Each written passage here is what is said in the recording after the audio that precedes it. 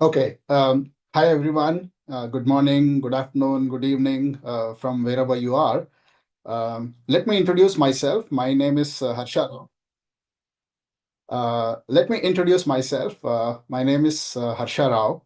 I have been in the IT industry for about 21 plus years now, 22 years, quite a long time, and quite a impactful journey that I have had in the IT industry. But predominantly, what I should really remember is 13 plus years of AI of my entire growth period, and so to say, during that period in terms of technology, in terms of business knowledge, and so on. So 13 plus years in AI, having worked with global companies in North America, Australia, Middle East, and the Southeast Asian region, including India. Right. So predominantly, I was working with large corporations in the US and also some of the companies and enterprises across the globe. Having covered, across sectors, different sectors, that is healthcare, BFSI, retail, hospitality, manufacturing, and many more industries. In terms of product development, project development, solutioning to various companies across the globe. Right. So that's about me very, very briefly. Let's get into the webinar today. Very, very interesting topics. And my, very, very favorite subject that I deal with on a consistent basis, AI for business leaders, right? So basically, this webinar is being conducted for all of you business leaders. You're leading teams, you're leading businesses, you're leading sectors, and so on. And you are the heart of your organizations, enterprises, right? So, how do you look at AI?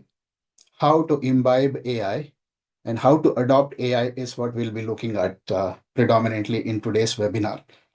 As a thumb rule, I'll try and take the questions at the end of the webinar. I'll keep about 5 or 10 minutes time for the questions. So save your questions until then, and I'll take you through the journey of how to lead with AI without a technical background. So don't worry, even if you're not coming from a technical background, even if you're not a technocrat, even if you're not a coder, right? So don't be skeptical, don't be afraid, and don't say that, I don't want to know about AI because I'm non-technical. No, AI is for predominantly it's not meant for technical people, so to say, so that's what my experience says. So today I'll take you all through the journey of how to lead with AI, using AI, imbibing AI, and adopting AI. And don't worry whether you're coming from a technical background or not. So let's engage ourselves for the next 1 hour live webinar. And then I'll try and answer all of your questions at the end of the webinar in about 50 minutes or so.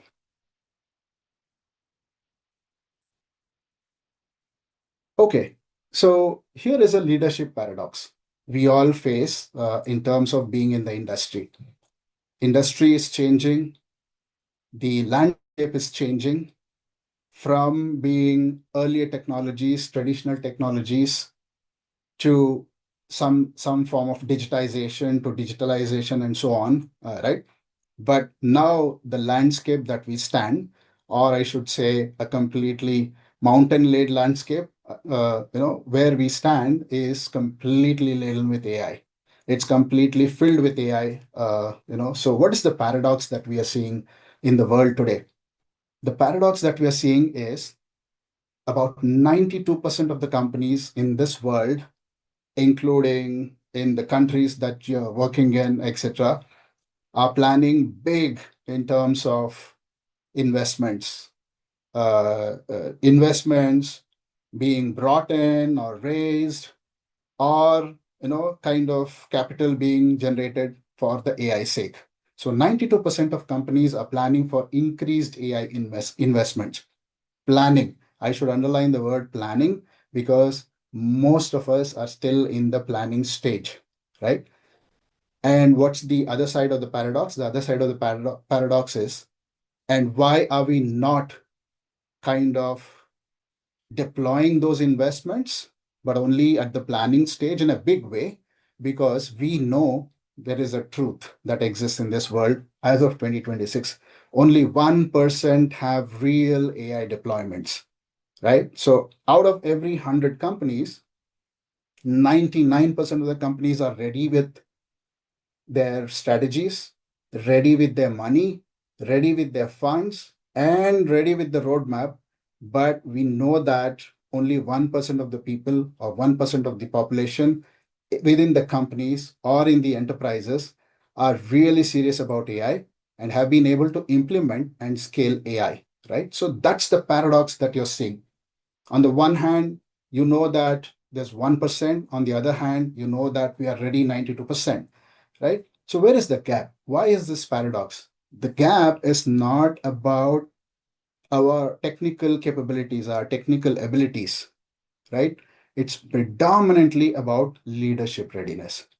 Leadership. We are the leaders who will lead the businesses, who will lead our customers, and who will lead our marketplaces, right? So we, as being the leaders, from a mindset point of view, we should say that, or we should agree that we are not fully ready.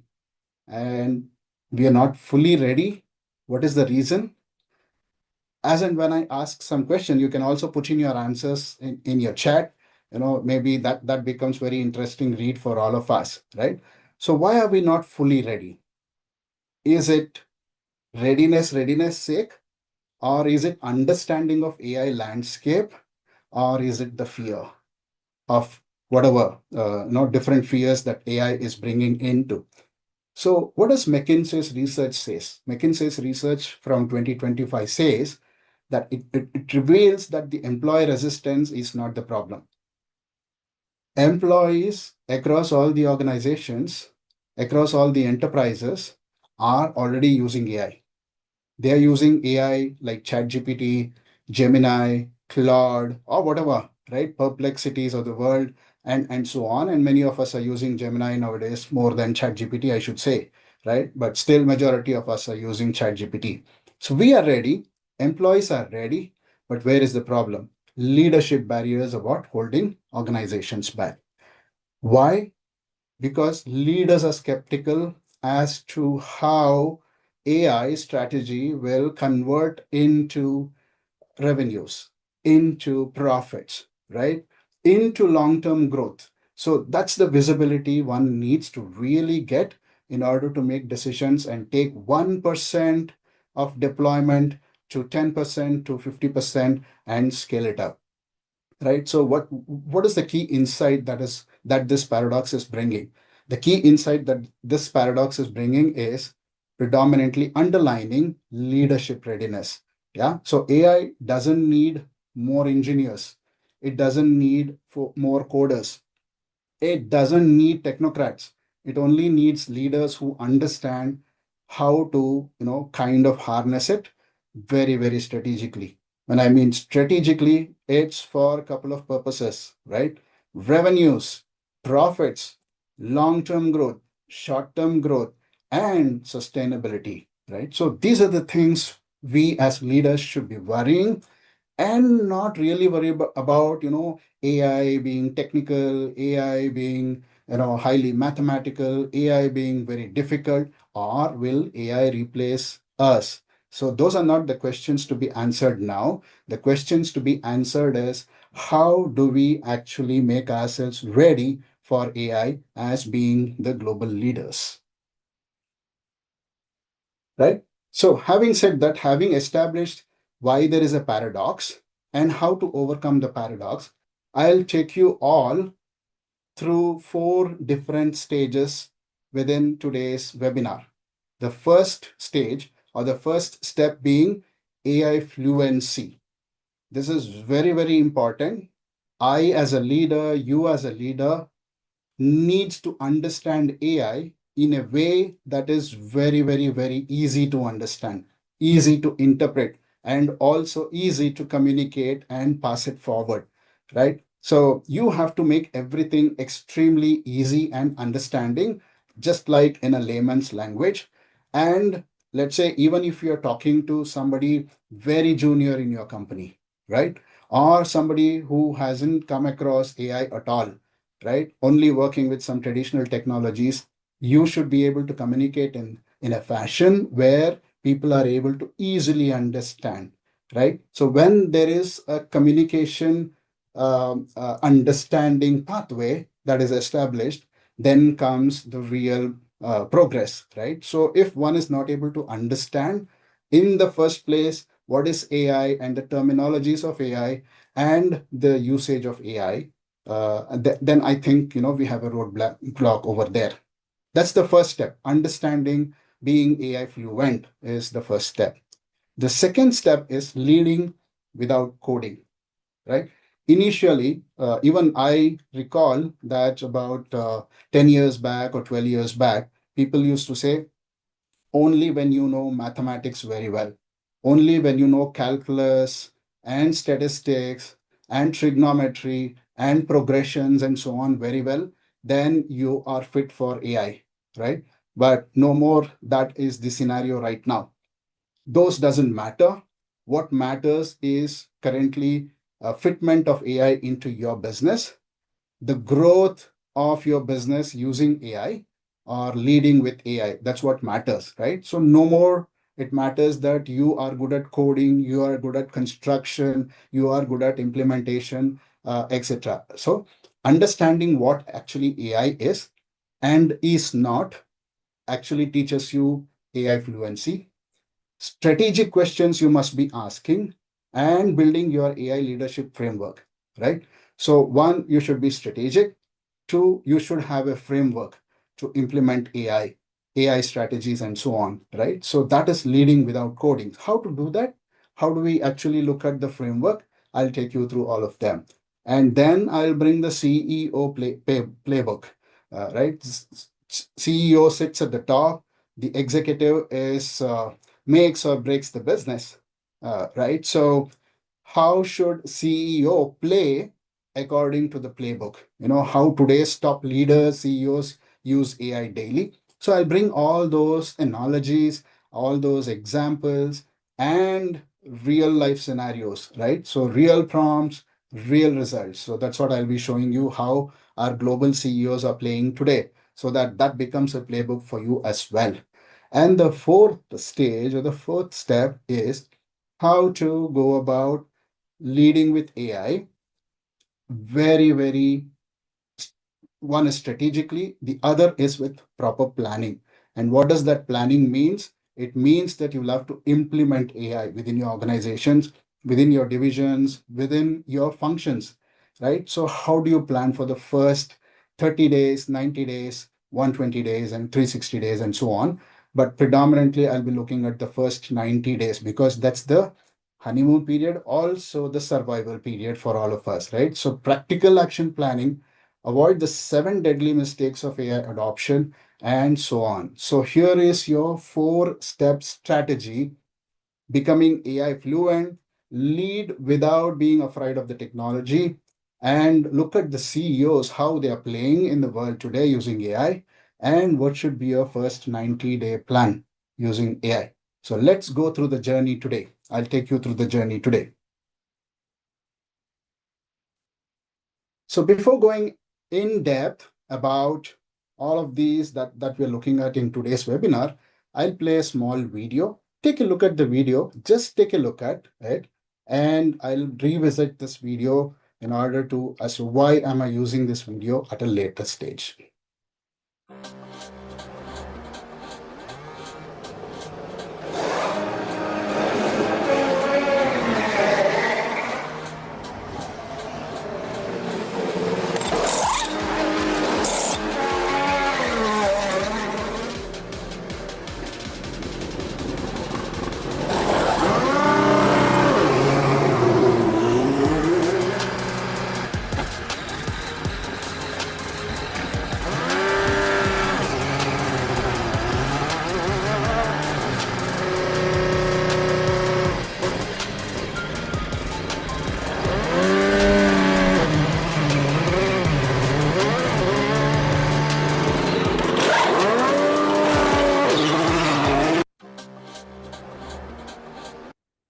So just see this video, look at it carefully, keep this in mind. We'll revisit this video later on and check how to actually integrate this particular idea in AI. Right. So let's go to the first step, the AI fluency, which is an imperative. It is very, very important, and it also should become part of our lives. Understanding what AI is, what AI is not. Right. When we understand what AI is, we should also understand what AI is not, and the language that we should use to unlock our leadership potential. Right. So let's go through the AI fluency. Now, what AI is? AI, of course, is a technology. AI, of course, is a strategy. AI, of course, is a winning formula, right? But how do we convert AI into a value? AI into a winning formula is what I have depicted here. Let's look at the top portion here in the image. We know what AI is, or don't know what AI is, but that's not the primary focus of us. The primary focus of any business, primary focus of all of us as leaders should be on the data part. So all of our enterprise data, our departments data, our customers data, or the business data that we are dealing with is predominantly the main part of our complete strategy, AI strategy. It's just not AI, but it is data that we bring from our own organizations and the various processes that we have within our organization, right? So there will be functions, and there within each functions there will be processes, sub processes, and so on. Imagine working within your own function, maybe HR function, sales, marketing function, or engineering function, whatever function that you have, right? So you will have processes within the function, step by step, what needs to be done, what should not be done, what are your standard operating procedures, etc., right? So those are the processes. Now, within those processes, again, you will have sub-processes and centralized processes that are controlling the peripheral processes and so on, right? So your data plus the process. Of course, nothing happens only if you have data and the processes. Who runs it, who collects it, and who uses it? It's the people. It's we that we need to, right? So it's the people that actually uses the processes and the data. Now, what is your winning strategy? The winning strategy is combine your AI with your data, which means you bring the data to the technology and then you combine it with the processes that you have, and who are the people who are using it, right? Within your functions, who are the people who are using it, etc. So you bring data, you bring process, you bring people, etc. And then you also bring in AI on top of your data, process, and people. That's where your winning formula is. So we should all remember that whatever value that we want to bring in today as leaders, right? So we must remember data, process, and people are very, very essential. Now, having said this, you might ask, then why are we failing? Why are we saying that it's only 1% of the organizations that are implementing AI in a very effective way and very beneficial way? Because AI sometimes becomes the main strategy. AI becomes not the cornerstone, but it becomes the center stone, right? So that shouldn't happen. So when you make it AI alone as a strategy and forget all other things like your data, if you don't bring your data to the table in a manner that needs to be brought in, you are up for failure, right? So you should remember that. So if you don't bring the data and you only strategize around AI, oh, AI does that, AI actually creates so and so, AI. So whatever strategy that you're bringing in, it should not be the sole strategy for you, right? So you shouldn't bring it alone as a strategy, and you should have control over, as people, as leaders, as business owners, we should have control over various factors of the business. I'll take you through what are those various factors in my next slide. And what winners should be doing is you should always think work flow first and then how to fit in your technology later. Remember process. So you need to fully understand your process, the sub processes, and so on, and make it ready for AI to be imbibed within it. And don't go, everybody might be saying AI first, AI native, blah blah blah, but remember that what their meaning is, what the meaning of that is, first make your data ready, then understand your process, and then understand who's running the processes and who's using the data, and then try to fit in the AI part within it, right? Bring in AI into each of those parts of your business. So that's what the leaders must understand, and that's how this is the value equation that you need to bring in.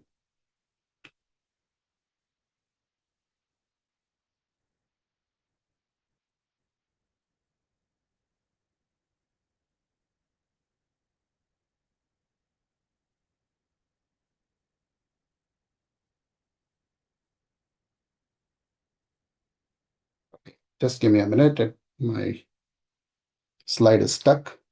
I'll have to move it.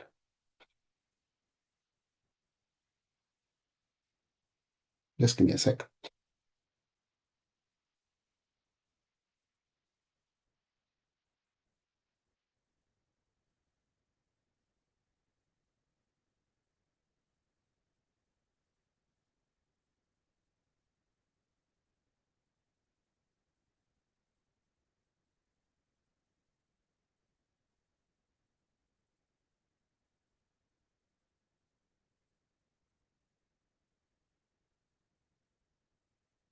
Hmm.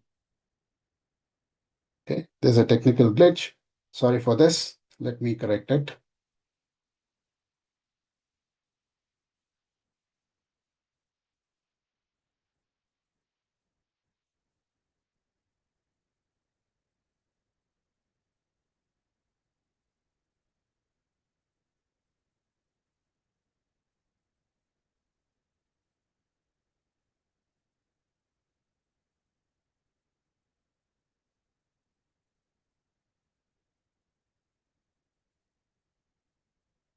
Sorry, I'll have to restart. There's a small technical glitch. Let me restart this.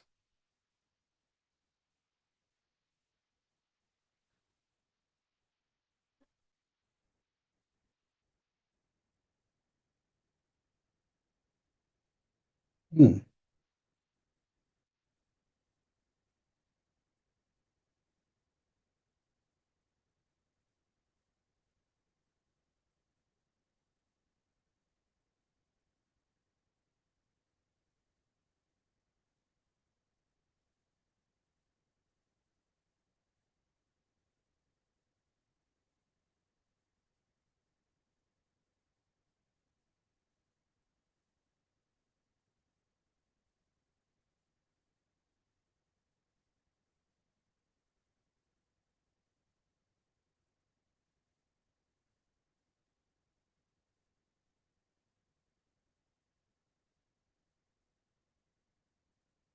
Okay, once again, I'm sorry.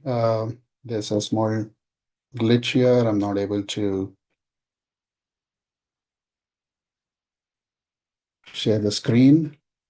Let me quickly try and restart.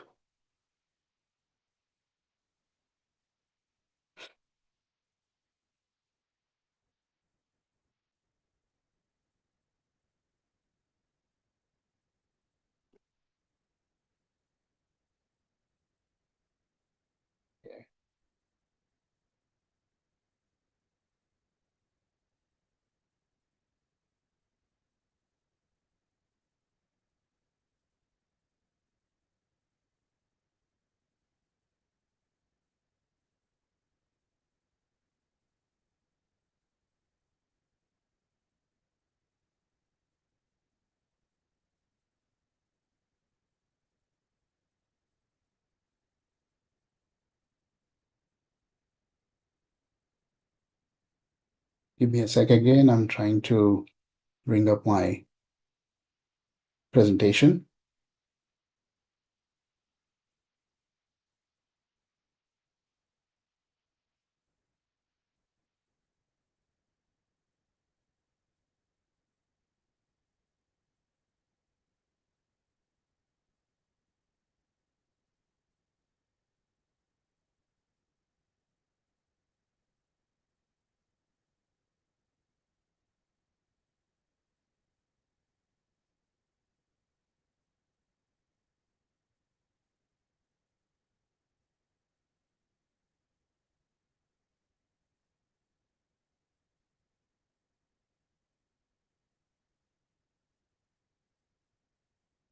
Okay, sharing my screen again. Very sorry for this.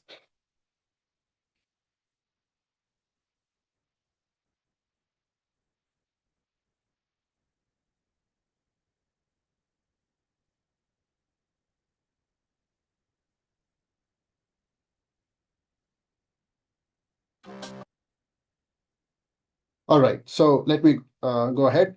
Sorry for this small technical glitch.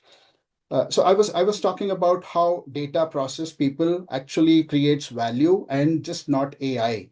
Right. So let's quickly look at how does this help actually go from failure to control to winning.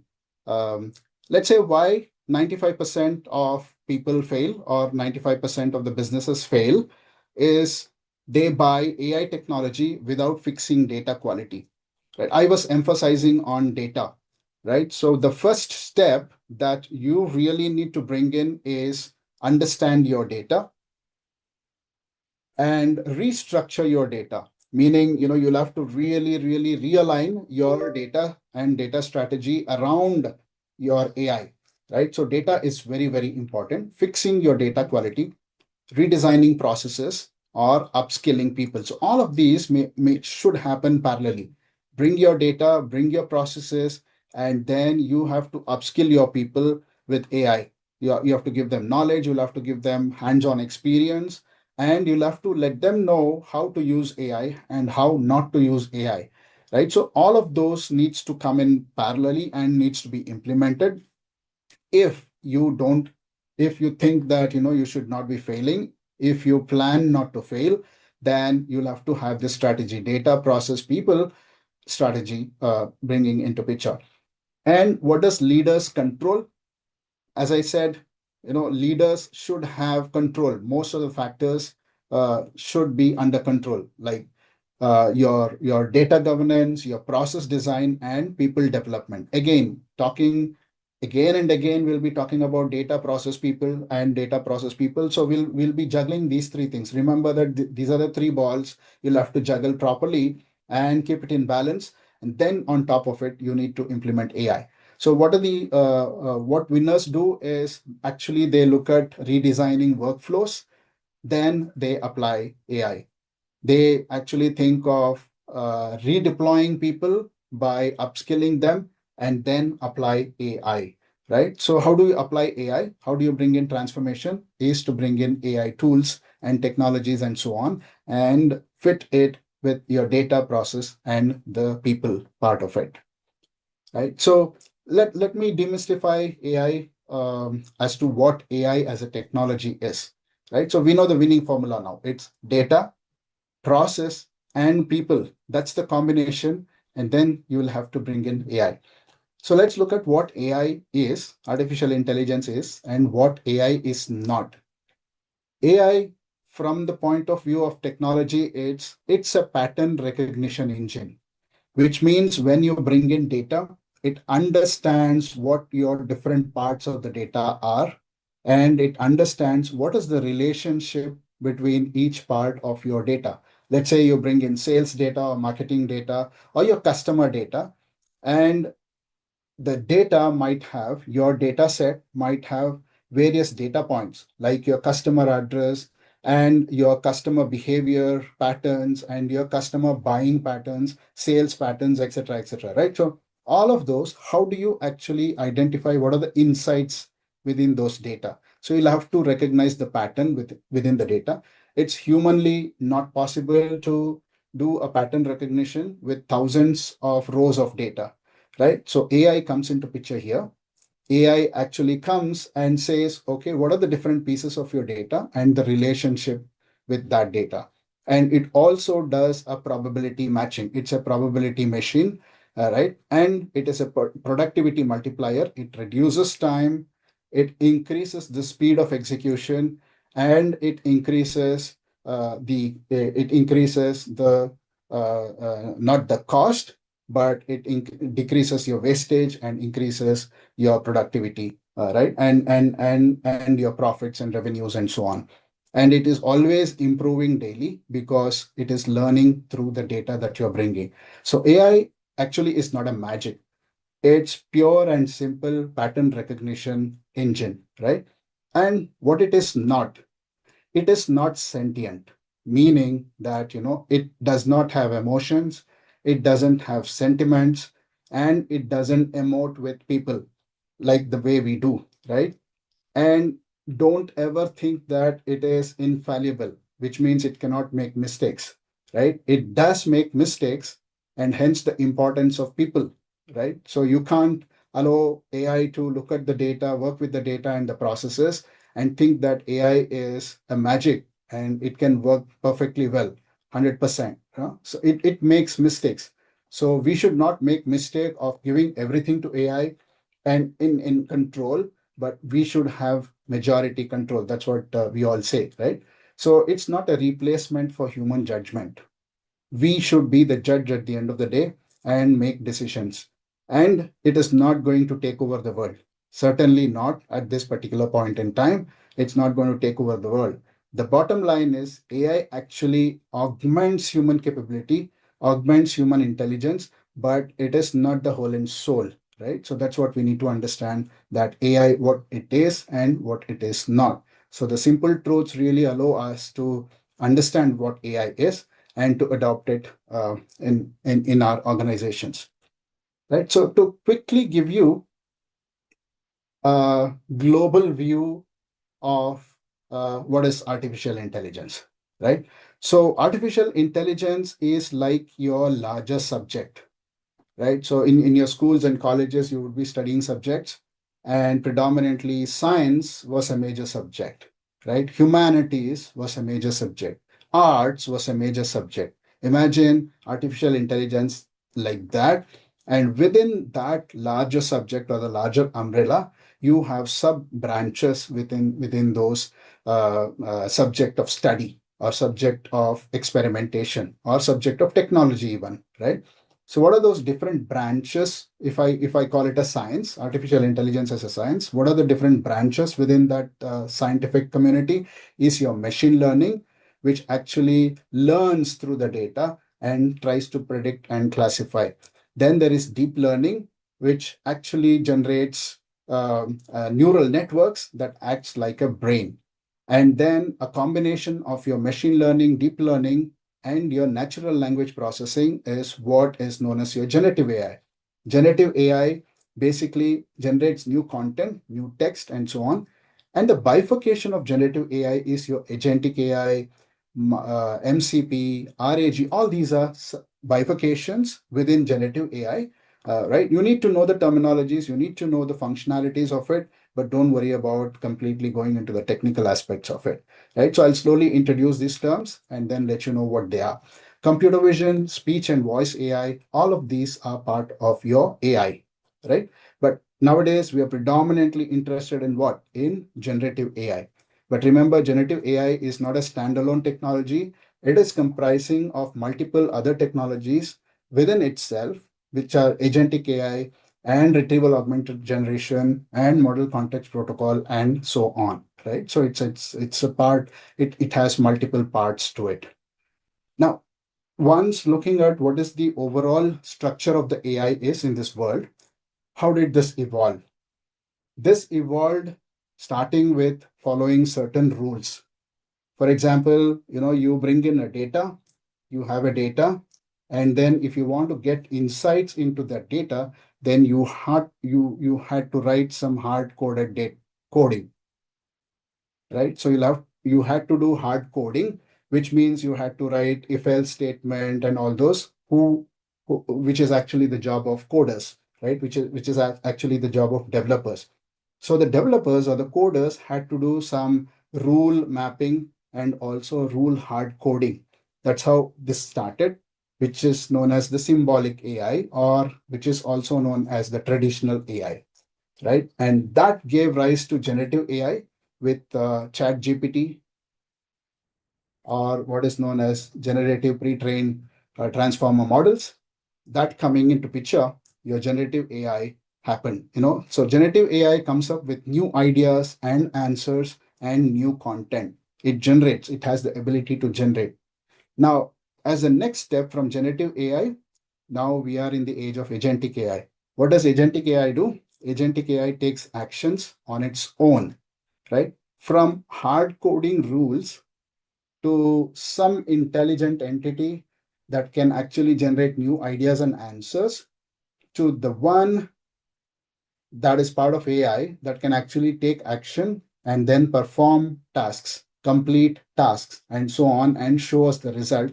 So that is where our agentic AI comes into picture, right? So we have actually graduated ourselves in the last decade or so from following rules to building GPTs, which answers our questions, to the models, actually agentic AI that actually does execute tasks for us. So that's the evolution that we have right now. And if you look at in the traditional AI, actually we used traditional AI for fraud detection, forecasting of weather, forecasting of let's say stock prices, and so on, right? So it was all hard coded.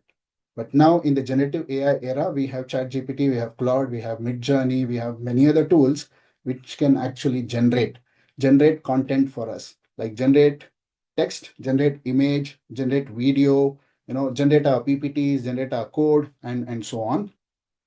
And also in 2026, we are predominantly working with agentic AI, where we are having agents doing sales, agents doing marketing, agents doing HR, and agents doing many of our functions and tasks, what we do manually or otherwise with digitally, right? So we have agents representing them.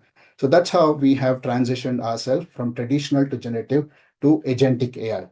Now you might ask, what is agentic AI?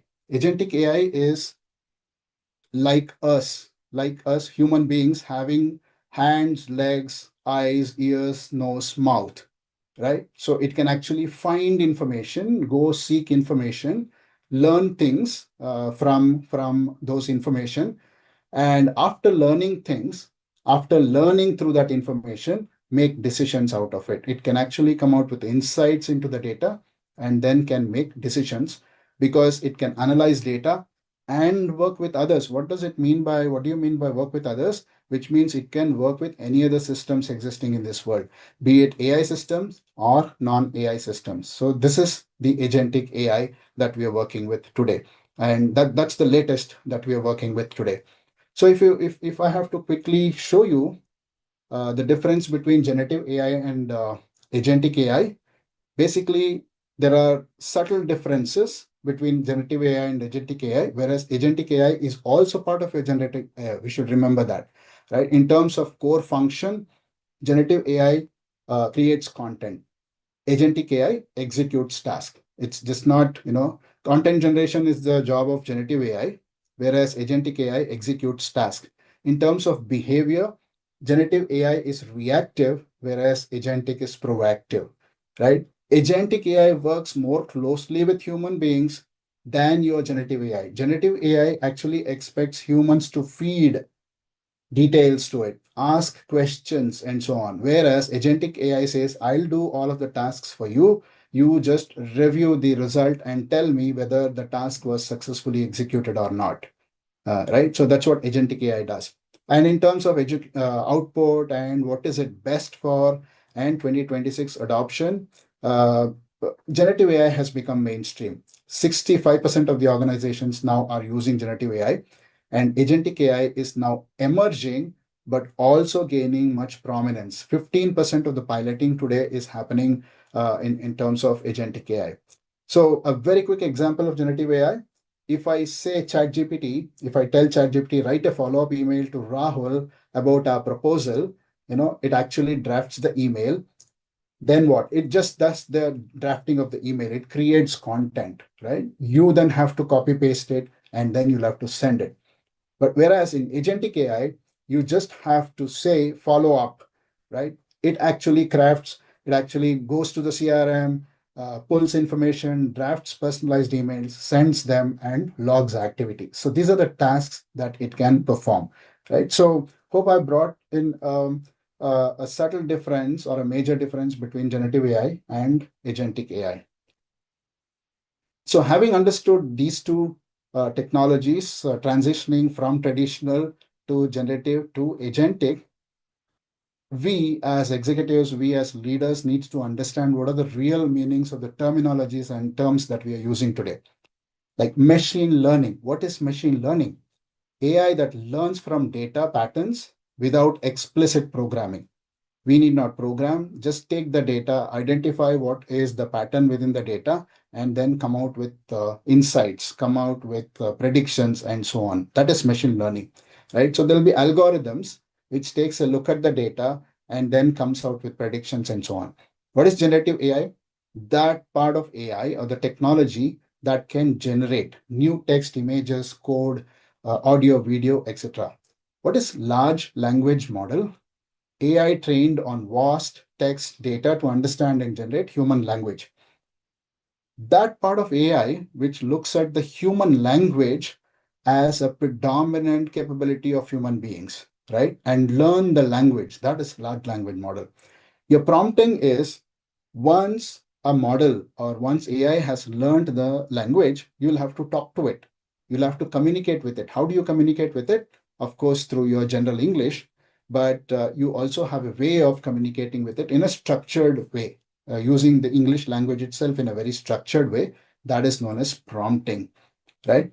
Now, when you have AI doing work for you, executing tasks, producing results, and so on, as I said before, AI can make mistakes. It can actually give you wrong data, right? It can actually throw something which could be garbage, but looking very, very realistic, right? That is hallucination. So we must remember that AI hallucinates.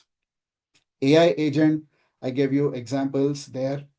Copilot is using agents or using models. You can actually create agentic like structures or bot like structures that you want to actually employ in your processes, in your in your tasks, to automate those tasks and then execute those tasks using these bots and agents, and they are known as copilots. Fine tuning is another word. What is fine tuning? Whether it is AI model or agent or copilot, basically it knows the data about the world, but it might not know the data about your company, about your function, about your sector, right? Or about the processes that you have. It might not know. So you take that data, which actually belongs to you, your organization, and then you fit in AI there. You bring in bot or agent or anything and make it aware of your data, right? So once you do that, it is called fine tuning. Of course, we as leaders should be very, very aware of ROI. When we invest into the technology, what do we get back in terms of increased revenue, increased profits, and sustainability is what we should be looking at in terms of ROI. So these are the terminologies that we should know, right? Remember, we saw a video earlier of Formula One pit stop where the Formula One cars are zooming in, and within 2 seconds, less than 2 seconds, if I play the video again, you can watch the time here. Watch the time here. What is being taken by the pit stop people to reassemble or realign the entire Formula One vehicle, right? So this is what is our agentic AI world today. This can be directly mapped to our agentic AI world. Now, how is that?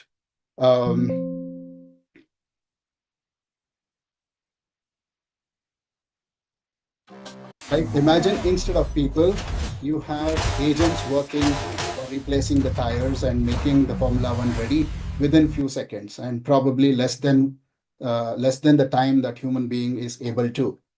Right? So this is how your agentic world is operating today.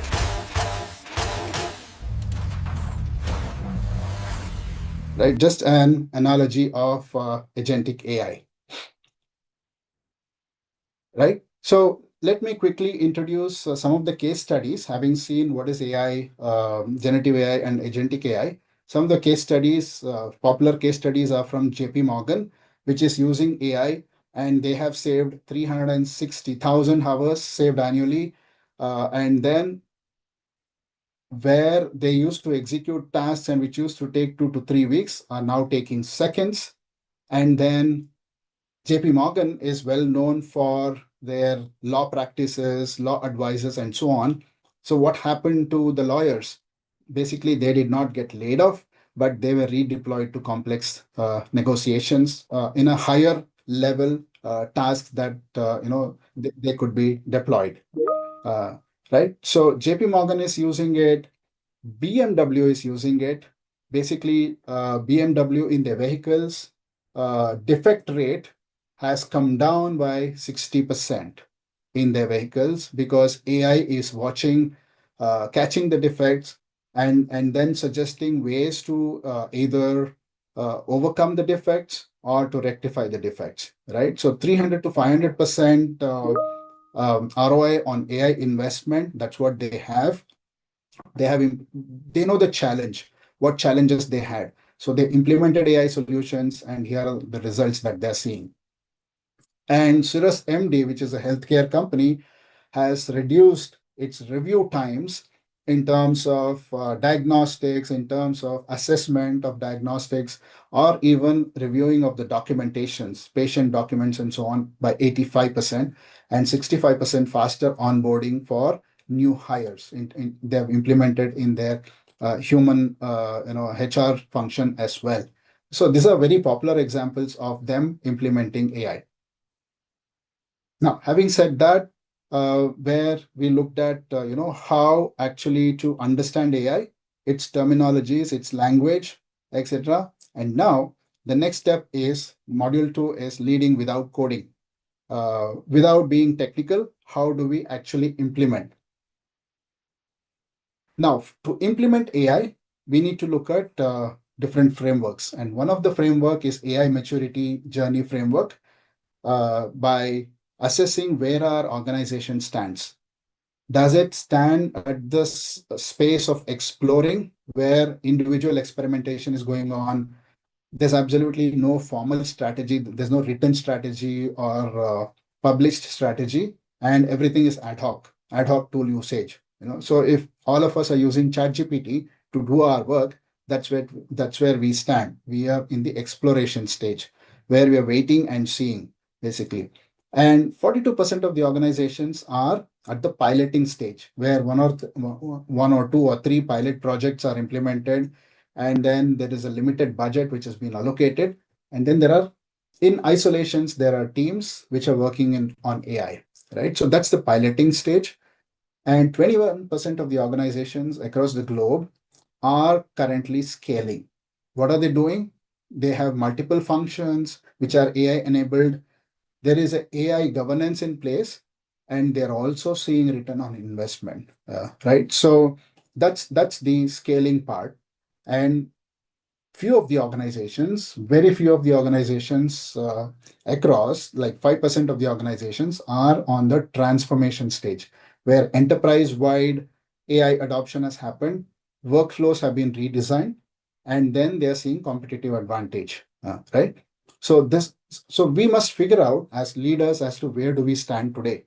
So once we know that where do we stand, at what stage, what level that we stand today, we must be scaling across to the next level and so on. That's what the planning that we need to do, right? So being a non-technical leader, what are the superpower that we have? We should actually forgo what is the old thinking. I need to understand how AI works technically to lead AI initiative.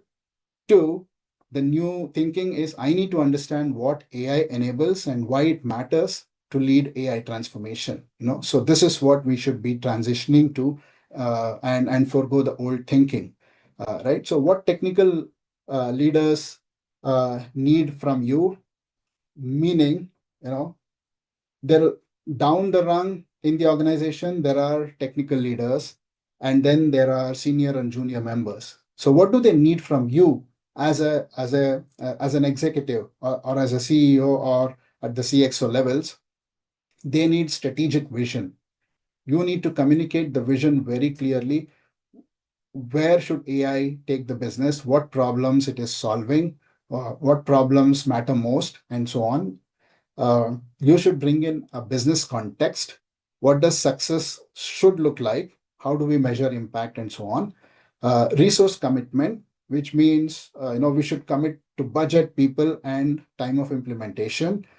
Culture and innovation change needs to happen, right? So these are the superpowers that people are expecting from us as leaders, and we should execute that. We should put that into practice, right? Now, to put it into practice, what are the strategic things that we need to look at? Strategic questions every one of us needs to answer. What is the business problem that we are solving? How will we measure success out of the business problem that we are solving? What data do we have or we need? Who needs to change their workflows? I mean, if you take a division, if you take a function, which part of that division should actually change their workflow first using AI and go to the next stage and so on, and then bring all of the workflows within the AI sphere. And what could go wrong? How do we mitigate it? All of these questions we definitely need to be answering. Right. So if we have a framework like this, basically, let's look at how Boston Consulting Group as a company is into a head start in terms of their framework.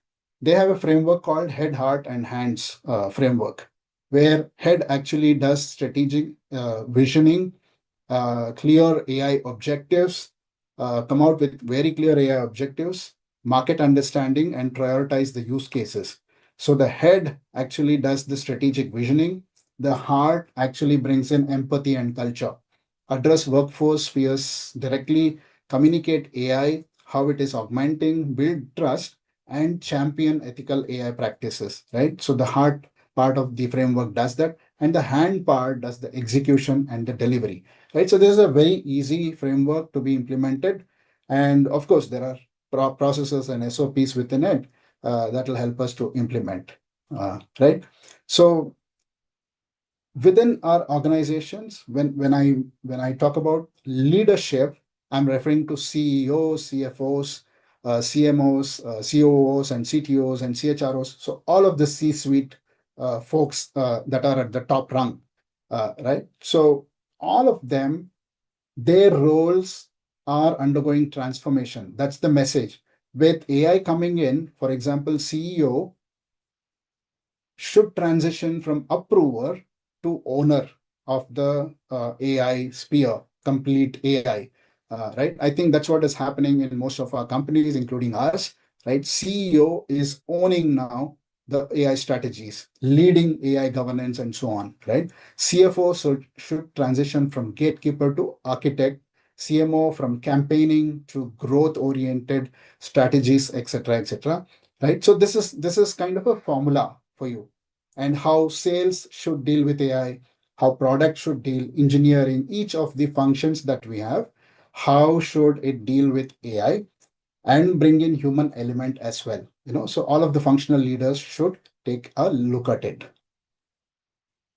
Now comes the third stage, where the CEO, basically who's leading the organization to growth and strategy and so on, how should be the playbook for the CEO, right? So let's look at some examples very quickly. How is Satya Nadella having a playbook? Satya Nadella's daily AI workflow basically is he's using AI just like all of us. He's also using ChatGPT, right? So how does he use ChatGPT? In terms of meeting preparation through a prompt. He gives a prompt saying that based on my prior interactions with so and so person, give me 5 things likely top of mind for our next meeting. So it actually looks at his entire schedules, entire interactions, earlier interactions, and the communications and so on. Based on that, it actually gives him 5 things which should be on top of his mind today. All right. So similarly, he uses prompts for project update, right? Draft the project updates based on emails, chats, and so on. And if he's thinking of a launch readiness, he again uses one more prompt, right? Check whether products are on track for launches estimate the probability of hitting targets, right? So it's all through prompting. AI is nothing but talking to it through prompting, and this is how Satya Nadella is using it, right? So I've given a glimpse of how other top CEOs are using AI daily. For example, Tim Cook uses AI for time management, scheduling, optimization, information synthesis. Jen Huang of NVIDIA uses AI for learning, research, exploring complex technical topics. And Sam Altman himself, the guru of ChatGPT, uses for email triaging, meeting preparation, translation. This is what we are doing today, right? So all of these guys are also doing the same thing that we are doing.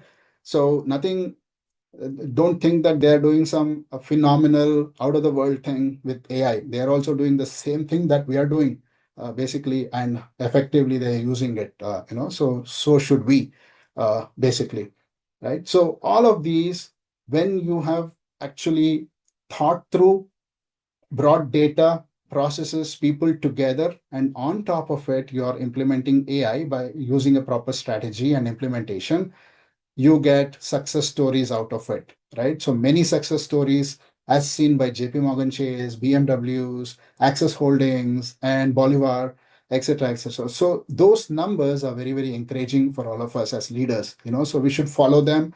We should know how did they implement AI and how did they succeed, right? So how to succeed is the question that we want to ask today with AI, right? So your first 90 days of your AI strategy, how should it look like? What should be the actionable plan? And what are the pitfalls?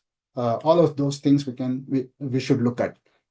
Now, before jumping into anything, we should first understand what are the mistakes that we should not do, we should not repeat, right? So once we know what mistakes we should avoid, then we know what's the right things to do, right?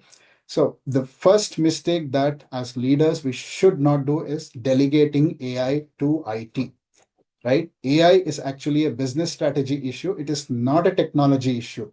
You must lead it personally, which means as leaders of our organization or as leaders of our own sphere that we are functioning, like the functions and the sectors and so on, our sub functions within it, etc. Each one of us needs to own AI and not delegate it as a separate work task for IT, right? So you and don't make a mistake of not having clear objectives.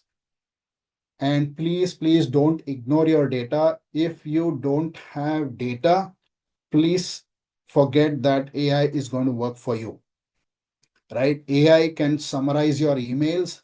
AI can actually look at some of the documents and say, what could be within those documents, and you can ask questions. That's it. But if you want to win with AI, you have to have your data ready for AI. And you'll have to bring in change management. Of course, you should not be relying on AI 100%. You'll have to go step by step, skipping ethics and governance, and not having a plan for growth, right? So growth strategy also have to be there. So these 7 mistakes you always should avoid. Now coming to the 90-day plan, uh, for the first 30 days, you'll have to learn and assess, get hands-on on AI tools. You audit certain parts of your organization, identify 3 high-value pain points, and so on. So that's your first 30-day strategy. And next 30-day strategy would be selecting one high-impact, low-risk pilot project and piloting it very clearly with all the KPIs and so on. And 61 to 90 is you have to analyze those piloted projects with results and KPIs, and you'll have to jot down which pain points were actually solved or which pain points were not resolved, right? So you'll have to document all of your learnings. So that's the 90-day plan that you have. And of course, you need to start today, right? With 5 immediate actions. Block 30 minutes to use ChatGPT or Claude. We should start using these very, very effectively today. Ask your team, where are you already using AI, right? So each one of us within the teams might be using in a different fashion. So we should, as leaders, should know where our teams are using AI. Identify your biggest time waster. where AI is being implemented, but it doesn't bring value to you. It doesn't alter anything for you. So those are the time wasters. So you should not bring AI there. Schedule a conversation with the top leaders. Pick one article podcast on AI leadership, and then go through it on a daily basis. Right. So what's the key takeaways? Or what should be your AI leadership manifesto? Yeah. As leaders, we should remember that we don't need to code.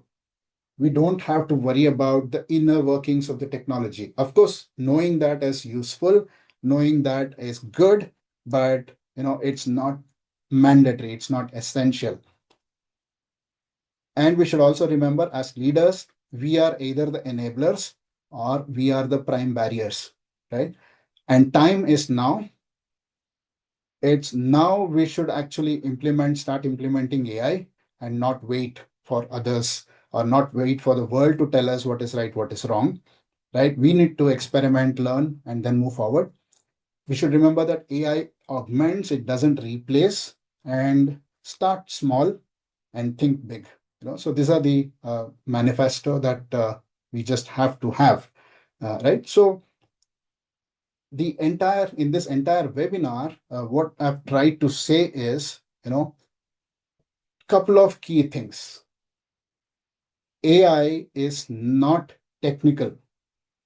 AI is actually a way of running businesses, strategizing within businesses, and then growing businesses, right? So that's what we should be aware of in the first place.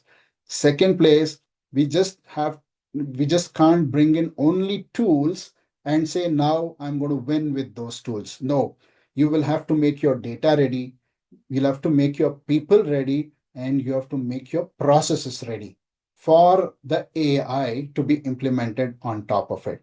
Only when you have these foundations ready, then you can build the AI structure on top of it. All right. So these are the key points that we should remember, and our mindset change needs to happen.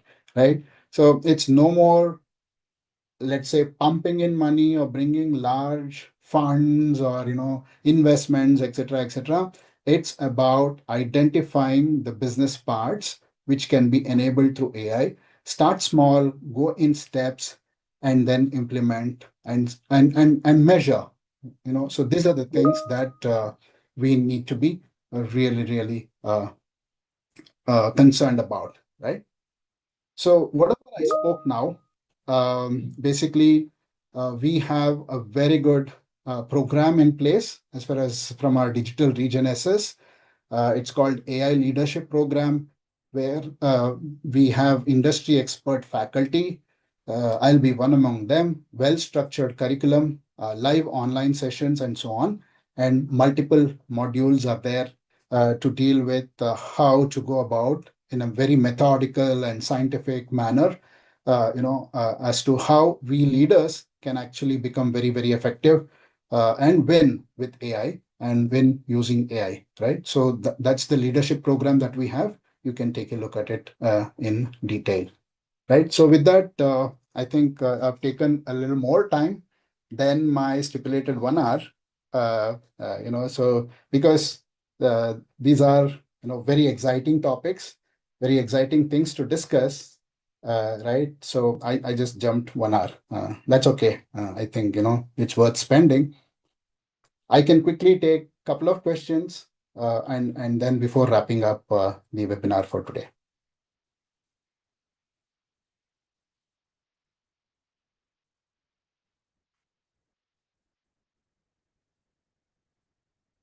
Let me check if there are any questions.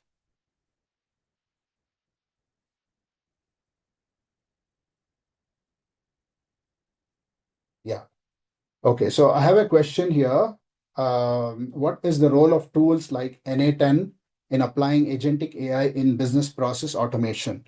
It's a very good question. Basically, NA10 is nothing but your node automation process system, right? So if you have functions within your businesses, like your HR function, marketing function, sales function, etc. Within those functions, you will have processes, right? So, and every process is nothing but a flow, your workflow, right? So it starts at a particular point in time with either the process getting kicked in or started using the data or with any event. And then it goes branches out into different scenarios, right? For example, in a HR scenario, what could be a workflow? A workflow gets triggered as soon as a HR gets the profile of the candidate, right? So when the candidate shares his or her profile, the process kicks in. Now, what's the next step of the process? The next step of the process is to study the profile, look at the resume, and then see whether it is fit for the job description, fit for the corresponding job description or not. Once it is fit for it, then you'll have to go ahead and schedule interview, or you'll have to, if it is not, then you'll have to reject it. So there are multiple steps that you go through, right? Now, all of these can be automated using AI. And how can you do that? You can actually write a software for that using AI models and so on. Otherwise, there are third-party tools called N8N, where you can just have, you don't have to be coding, you need not be technical, you just have to define your processes, and then N8N creates agentic AI system for you to take care of those processes, to automate those processes, right? So N8N is a specialized framework which can actually take English instructions and then construct agentic AI systems for you, right? So yeah, that was a good question. Any other questions? If you have, you can voice it out or you can put it on chat. I'll be able to take it.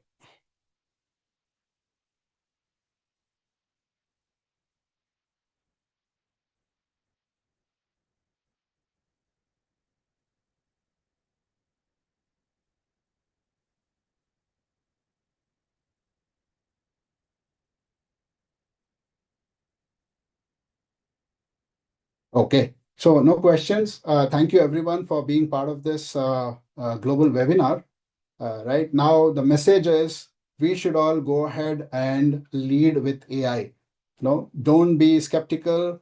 Don't fear about AI, but we have to take AI and lead with AI. We just have to be passionate, bold, keep learning, and use AI. Right. So you stop doing useful things if you don't learn. That's what Satya Nadella says. Right. So continue learning. I've given some examples here like McKinsey, BCG, HBS AI, etc. So read all of them, go through their strategies and how they are winning with AI, and we can adopt those learnings as well to win with AI. Yeah. Thank you everyone for your time, for being there with me and listening patiently. Yeah. So yeah, thanks and have a good day ahead. Bye bye.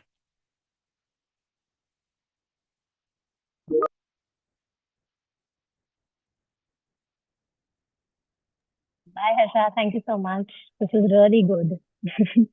Thank you. Thank you all.